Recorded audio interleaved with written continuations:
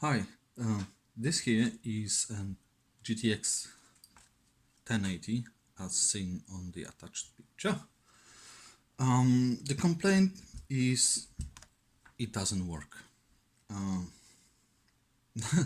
Nothing else is known about this card. It's just it doesn't work. It was opened before, right? Let's see what it is exactly. It's a Jetstream, Super Jetstream 8 gigs GDDR5X. Right, so Palit card. First thing first, let's quickly measure for shorts. I think we should start with 3-volt rail, and we have a short 12-volt rail. It's fine. Let me double check the 3-volt. 2, 3, the fourth pin. No, it doesn't show anything. Did I just measure the ground? 1, 2, 3, 4. Triple check. No, it's fine. So I've probably measured the wrong pin there. So I think this is just 8 pin plus partially used 6 pin. Yeah, so no shorts. Let me check again the 3-volt. Because yeah, it's fine. It was me. Okay, so without taking it apart first, let's just try and connect it. Okay, there it is. Let's turn it on. Let's see if the PC boots or what happens. I am connected via DVI to this one. The fan spin. Nothing on the screen there.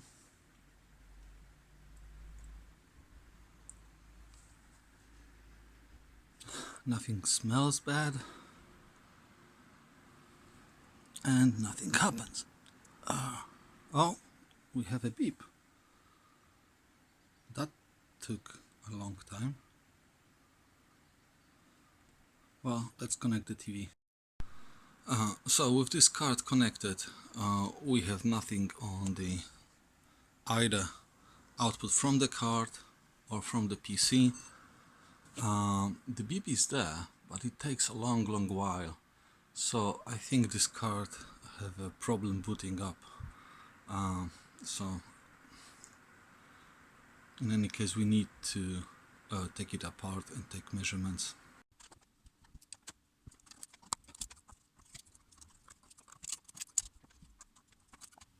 And there it is. Let's see what's what. Chips look alright. It doesn't seem that the thermal paste was ever changed, but it was open nonetheless. We have a micron memory on it. Quick visual inspection.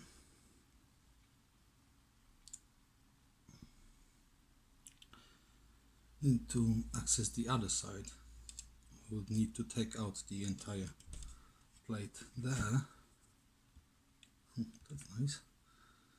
Right. We have the RMOS. Okay, let's start and measure. This card is even, if the chip is even alive. Let's start maybe with PEX.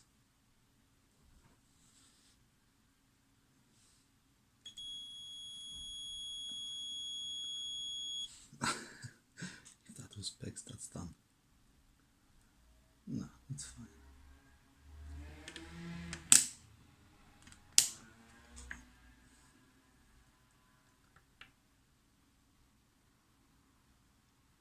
Okay, 120 ohms here. This one is a tricky to measure. 140 ohms on this one. I'm guessing this may be VMan. 110. Yes. So that's probably VMan. I can see the typical pair of MOSFETs, coils. This would be a smoothing capacitors for V core, I'm guessing. So this would be the V filtering.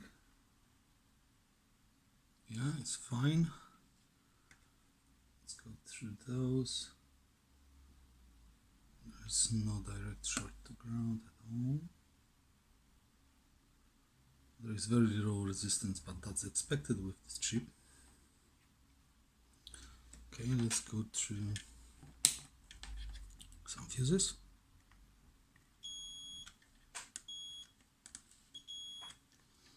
Current sensing. Good. Another fuse here. And I think that's all we can measure for now on this side of the board. Let me quickly measure the pairs. 512. Okay. Okay. Voltage drop.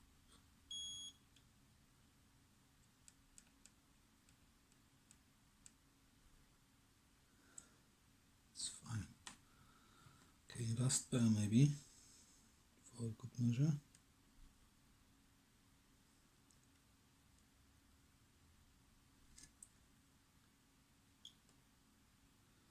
That's all right.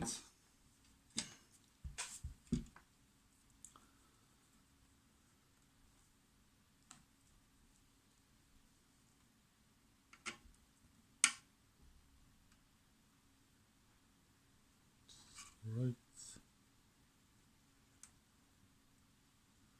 It's also okay. So from first glance, it's all right. Let's take the Anand meter and check the VCOM again.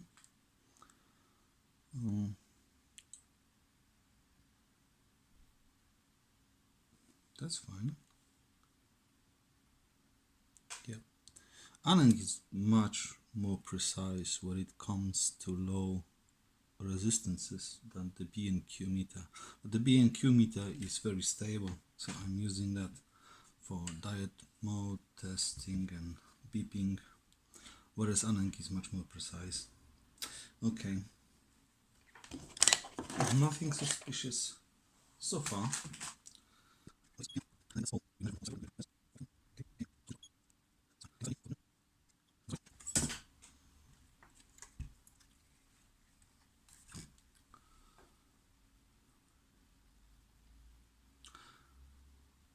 There's not much going on this side, like at all, but I see a dual BIOS switch. It's switched to 1 at this moment. So let's switch it to number 2 and connect it again.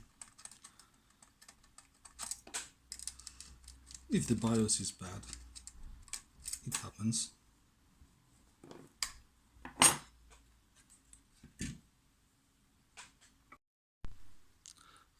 Take 2. I've switched the BIOS to number 2. That's the screen we will be observing. And power on.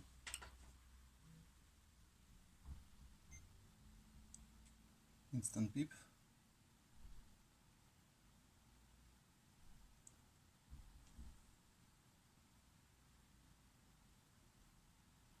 The GPU is getting hot. Nothing on the screen.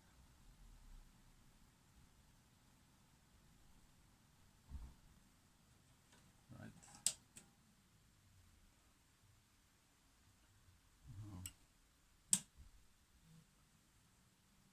again.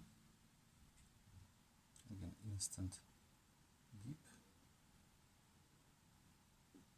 Nothing on the screen, but the monitor didn't even recognize that anything is connected to it at the moment. Okay, quickly measuring voltages. On this coil we have 5 volts. This one here. Strangely, this is specs. Sorry, no, that's not specs. That's 1.8 volts and it's present. So PEX was here and it's present. VICO is 705 millivolts, and here's the VRAM, and unfortunately it's not present. So we need to focus on VRAM. So we know we don't have any voltage coming into the VMan. So first thing to do, I think it would be to check the driver chip, which is this. Is Richtec RT8816A, and what we'll be checking first if the chip itself is getting any power, which should be on pin 18, power VCC,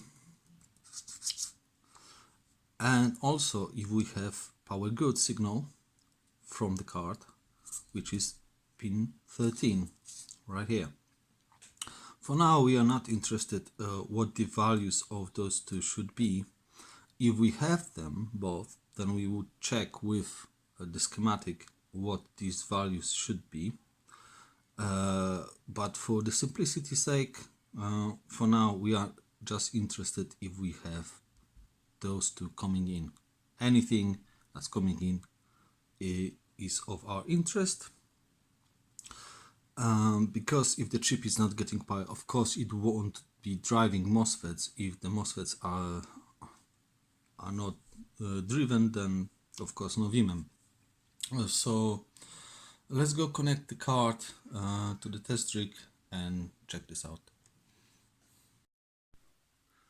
Oh, so there's a VMan that we know we have no VMan at all.